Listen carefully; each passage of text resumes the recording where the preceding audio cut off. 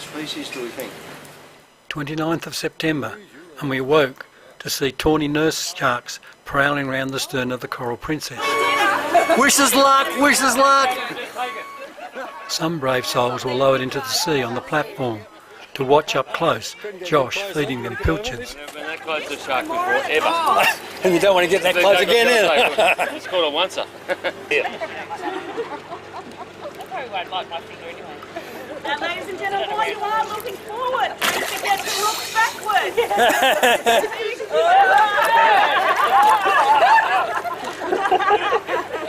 Why am I here? Change my mind. What part of we're going to feed sharks didn't you understand, Sue? Help me, I need an adult. Get him, honey. I'll bring him up. Now, usually these guys are bottom feeders, and usually they're nocturnal. Watch your bum. Watch out for your bottom.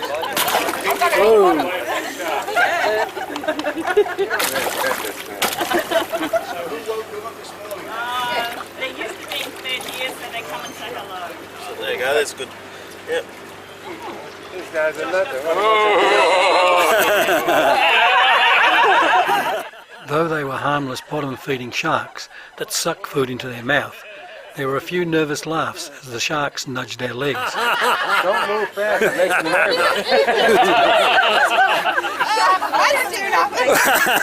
So all this 180 grit feeling, they're actually called dermal tentacles, skin teeth. This was only the start of today's excitement, as we were to visit the famous horizontal falls for a ride through the turbulence of 7-metre tidal flows. Now, at some point, obviously, we decide that it becomes too dangerous. We can't handle it, our boats can't handle it, it becomes too dangerous. And especially on a 7.7 metre tide. Call them quick, they're gone. Well, they're all smiling, it's a good thing. Hold on, Lorna. It's been fun, Lorna. It'll get exciting for them. He's stuck halfway up to whatever. Yeah.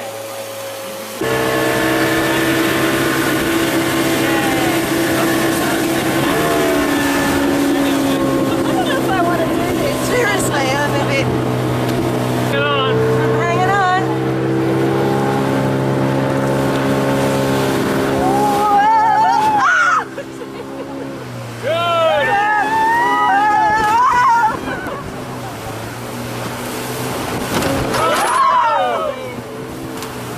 Excellent! Thanks, my God!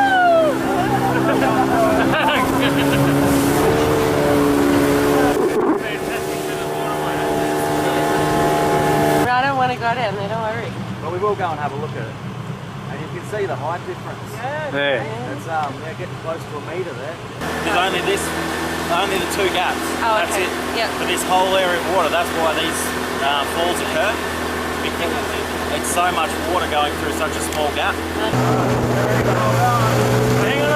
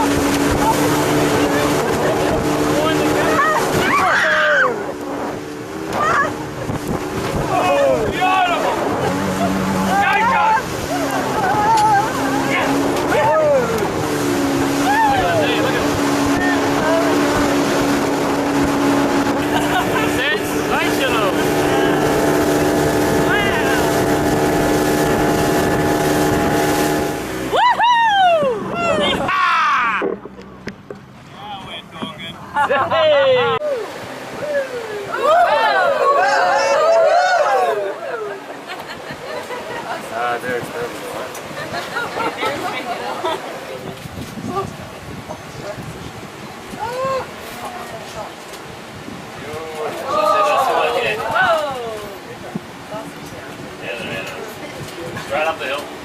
Smooth as. Here's the hill.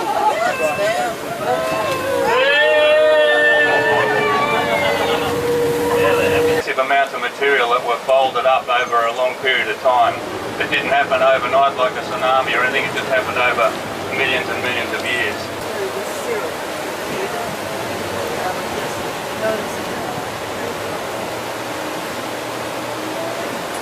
Phenomenal.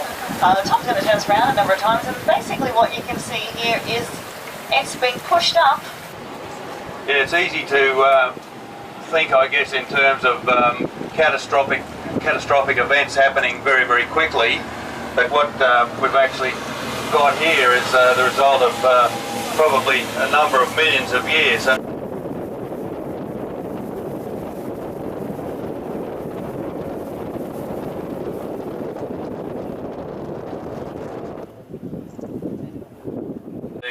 Layers, which were just, they look quite similar when they were still bedded horizontally, but because they've had these lines of joints between them, they just show up much more now that they've been elevated like this.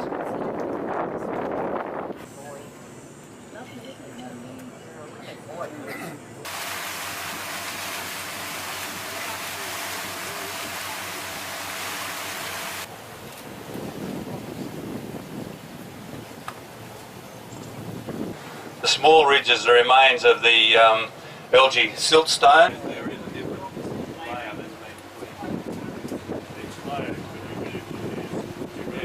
Just going across that gap, but we should be able to sneak across. If you head a bit more to the right, it's a bit safer, deeper water to the right. Are you thinking it again? I'm trying. So you can see that we've come into a totally different landform now. Just through that gap, we've come out of that highly convoluted sedimentary rock, and we've come into a basin that's actually volcanic rock.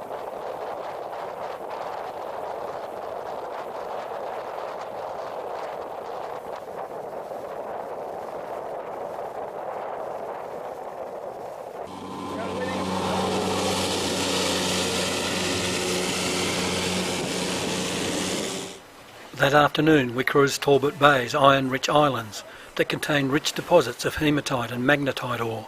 Oh, I can see it now, yeah. Oh yes. We landed on Ballast Island, named because of the heavy nature of the iron-rich rocks used as ballast in the early days.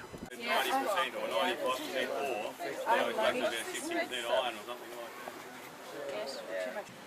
Oh my goodness. Isn't this heavy, isn't it? And they get some... and then I'll tell you about then a bit of a leasehold argument happened and Mount Gibson took it over.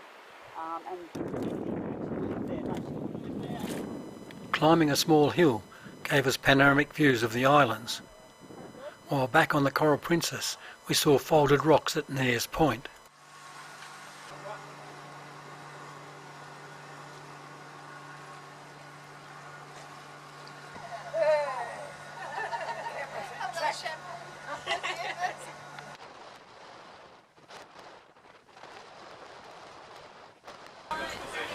We sipped pre-dinner drinks on the rear deck as we cruised through Yampi Sound.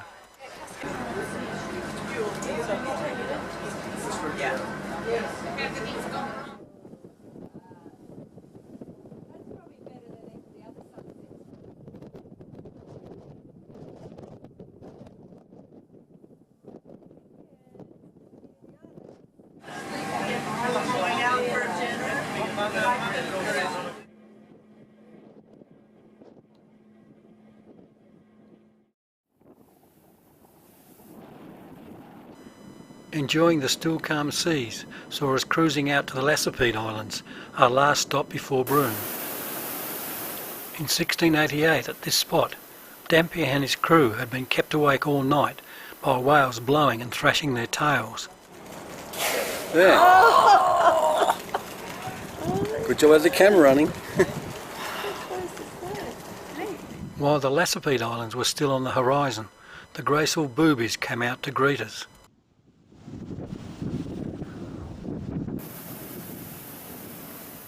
We were keen to go ashore in the Explorer and then the Zodiac to explore this bird sanctuary. Summer, and they're already rafting on the water out here, just on the swimming there.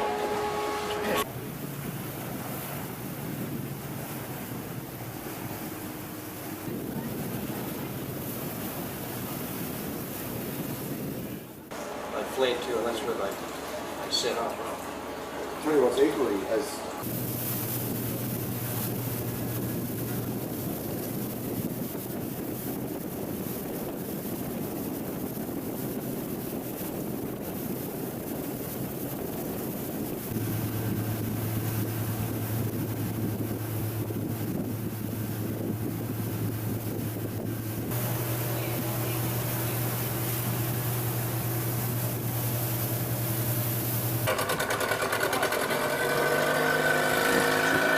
So we're going to stick to marine biology and a little bit on the history. And Once ashore, we saw young boobies. Special area. But the other thing that's here in increasing proportion is the silver gulls. is this, Chris, I take it that this is an adult here protecting the young? All too soon, and we had to leave and return to the comforts of the Coral Princess.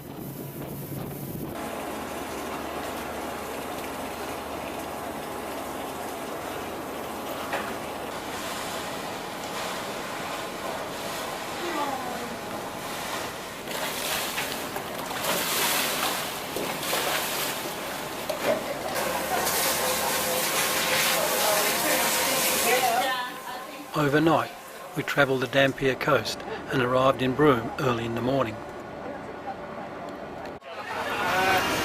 They can't see. They don't know they're being videoed for the last time. Yes, that's the last video.